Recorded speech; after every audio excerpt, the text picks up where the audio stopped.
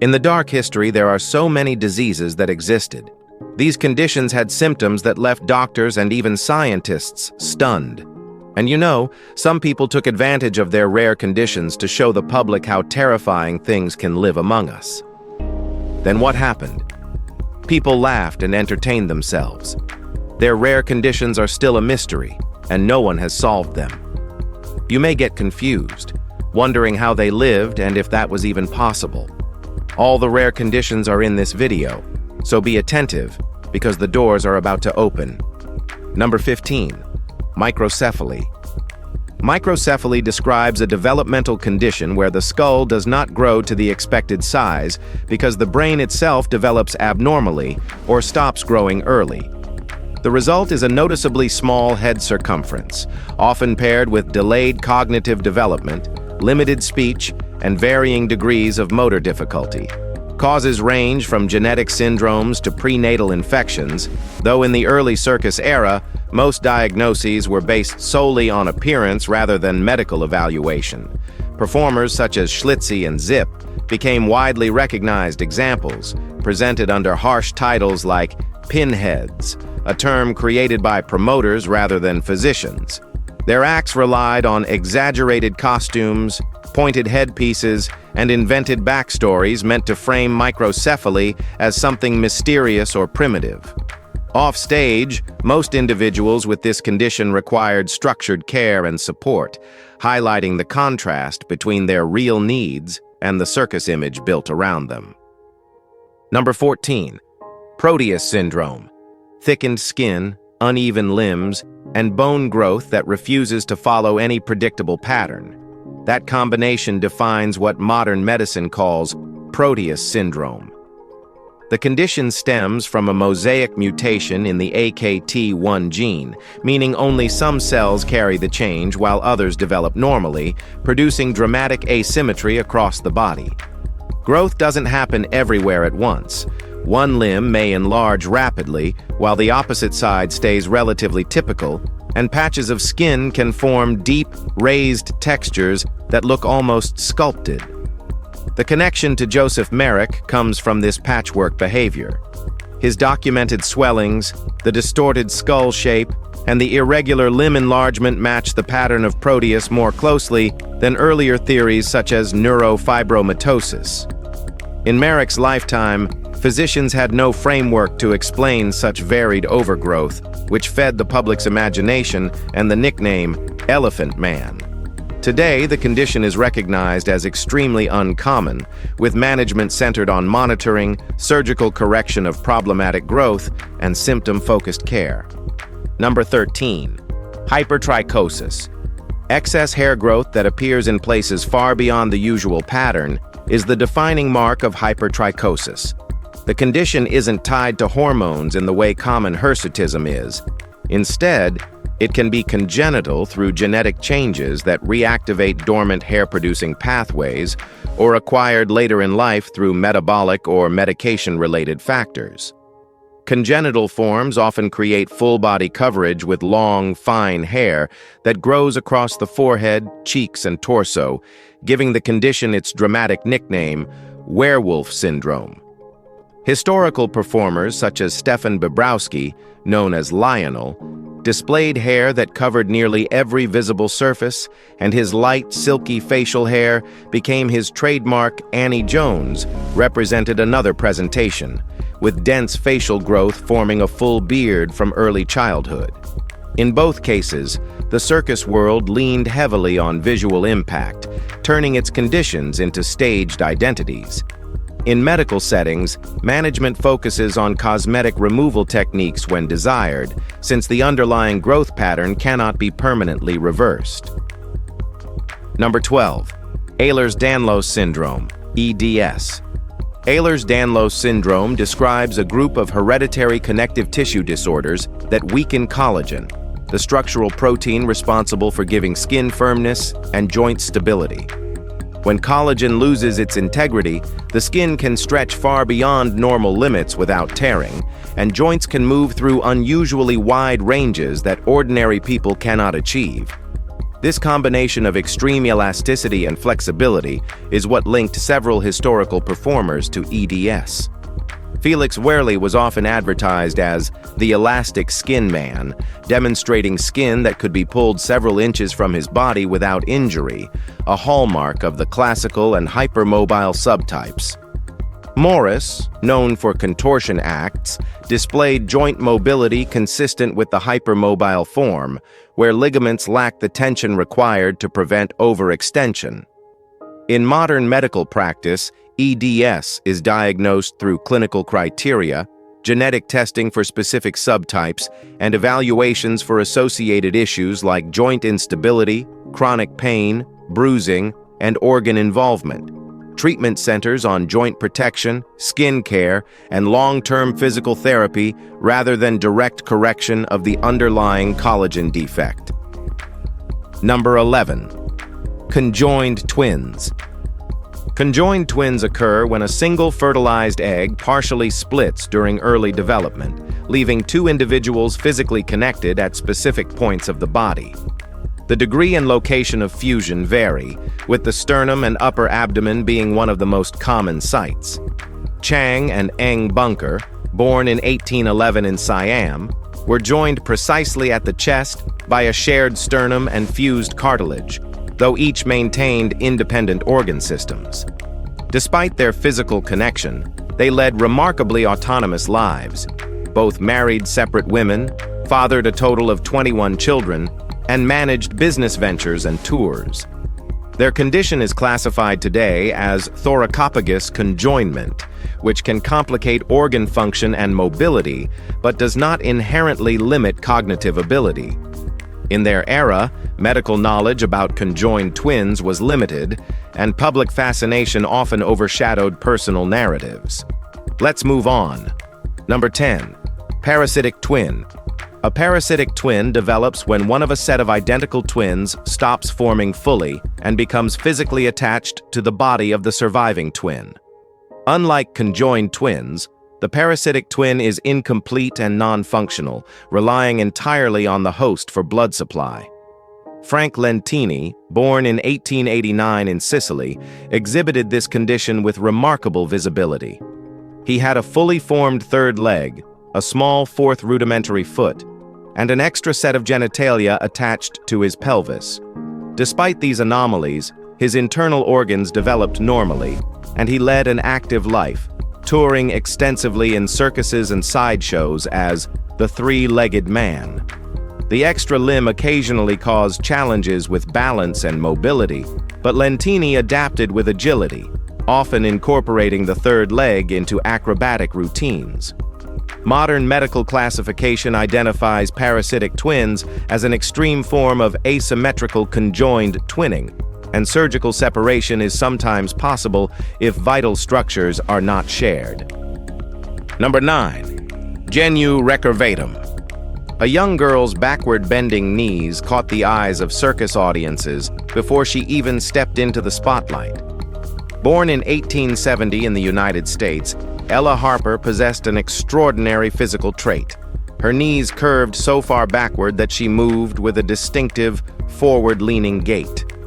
Promoters capitalized on this unusual posture, billing her as the Camel Girl, and exaggerating the effect with costume and stage positioning. Genu recurvatum, the condition behind her unusual limbs, arises from congenital ligament laxity or structural differences in the bones of the knee, allowing extreme hyperextension.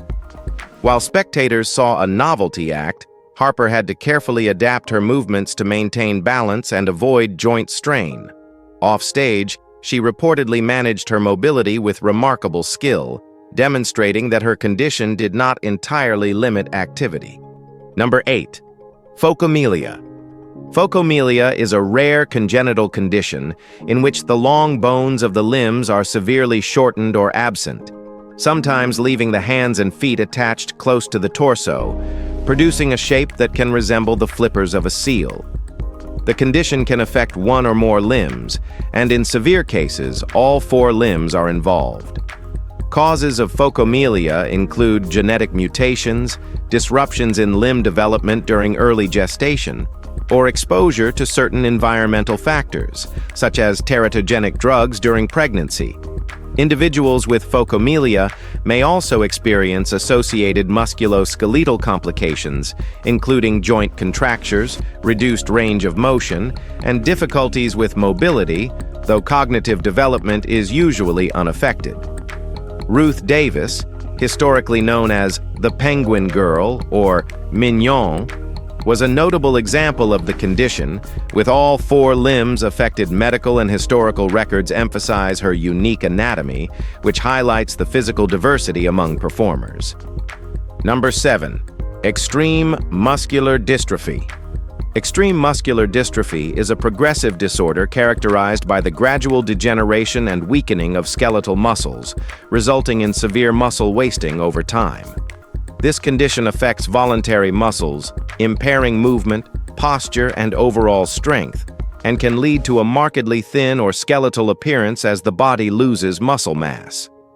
The rate and severity of progression vary depending on the underlying subtype, which may involve specific genetic mutations affecting muscle proteins, such as dystrophin.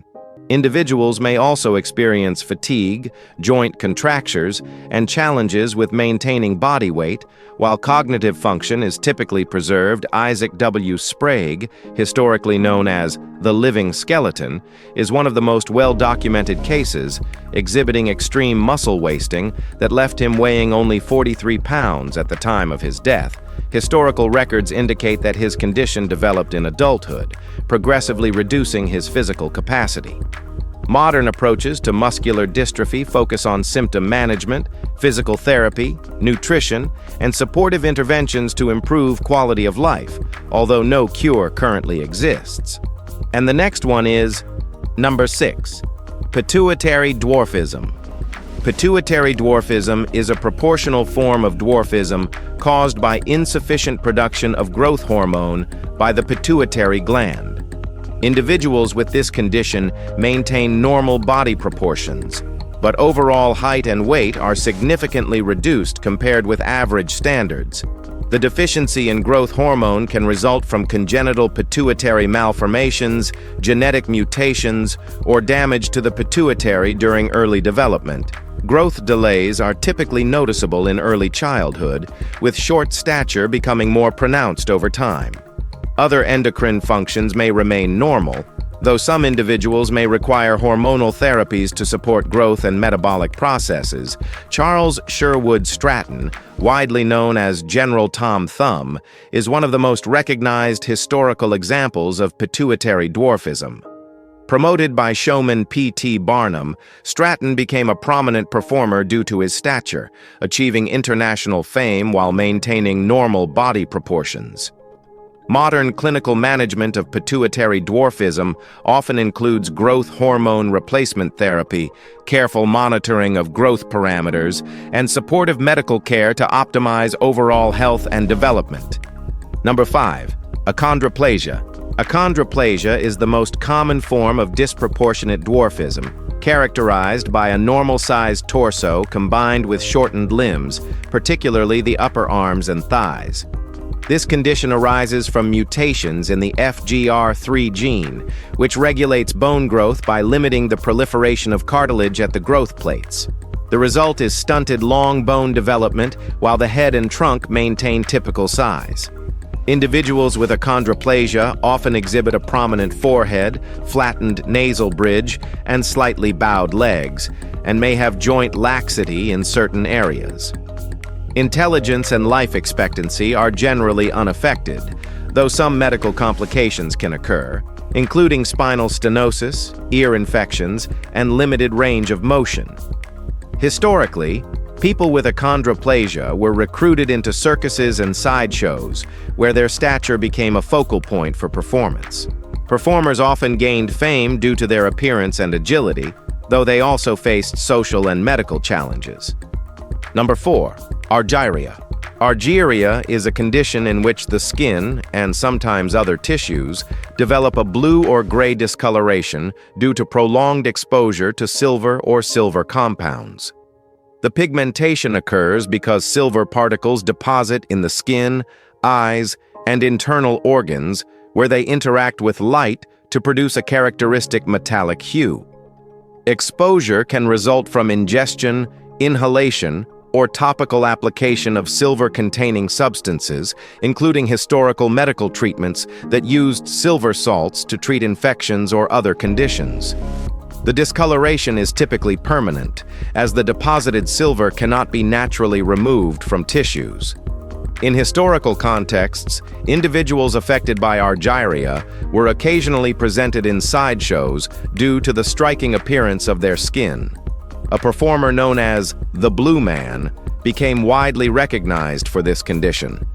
Despite its dramatic visual effects, Argyria is primarily a cosmetic issue and generally does not impair overall health, though it reflects prior toxic exposure. Be ready for the number 3, vitiligo. Louise, known in historical sideshows as the Leopard Girl, displayed a striking pattern of light and dark skin that drew public attention long before modern dermatology could explain it. Her condition, vitiligo, occurs when the skin gradually loses pigment in localized areas, creating patches that contrast sharply with surrounding skin. The underlying cause involves the malfunction or destruction of melanocytes, the cells responsible for producing melanin, though genetics, autoimmune responses, and environmental factors can influence the process. Vitiligo typically does not affect overall health, but it can impact self-perception and social interactions. In Louise's case, promoters highlighted her appearance as a unique feature, while she navigated the practical realities of clothing, sun exposure, and public attention. Treatment today may include topical agents to stimulate pigment, light-based therapies to reduce contrast, or cosmetic approaches to blend the skin's appearance. Number 2, epidermalytic hyperkeratosis, EHK. Charlotte Vogel, historically known as Susie, the elephant skin girl, exhibited a dramatic thickening and roughening of the skin that distinguished her appearance in sideshows. Her condition, epidermalytic hyperkeratosis, EHK, is a rare form of ichthyosis in which the outer layer of skin becomes excessively thick, rigid, and grayish due to mutations affecting structural proteins in the epidermis. These mutations compromise the skin's normal barrier, leading to fragility, scaling, and the development of deep creases or folds. While not typically life-threatening, EHK can cause discomfort, increased susceptibility to infections, and challenges with mobility or daily care, depending on severity. Historically, Charlotte's distinctive skin was highlighted in performance settings, though such exhibitions reflected public fascination rather than medical understanding. Today, treatment focuses on intensive skincare routines, including moisturizers, keratolytic agents, and careful monitoring for infections, with genetic counseling available for families at risk. Number 1, Tetra-amelia syndrome. In early 20th century sideshows, Prince Randian drew attention for performing complex tasks using only his mouth. He was born with Tetra-amelia syndrome, a rare disorder in which all 4 limbs fail to develop. This condition arises from genetic mutations affecting early limb formation, particularly in the WNT3 gene, and occurs in fewer than 1 in a million births. Despite lacking arms and legs, individuals with tetra-amelia typically have normal cognitive function, and many learn to manipulate objects with their mouth, feet, or other parts of the body. Randian became skilled at writing, painting, and rolling cigarettes entirely by mouth, demonstrating extraordinary precision. His condition required adaptations for daily living, including mobility techniques and custom seating arrangements, which allowed him to move and perform in public safely. Unlike other performers whose acts emphasized visual spectacle alone, Randian's abilities highlighted fine motor skill and dexterity. These rare conditions highlight the diversity of human development and anatomy. Limb malformations, joint hyperextension, muscle wasting, skin pigmentation changes, and connective tissue disorders, each present distinct challenges. Studying them provides insight into growth, genetics, and physiology. revealing how anomalies shape the body and inform medical understanding. If you found this dive into rare conditions fascinating, hit subscribe for more unique stories, share this video to spread awareness, and drop a comment with your thoughts or questions. Your support helps us explore more extraordinary human stories. Thanks for watching, and stay curious.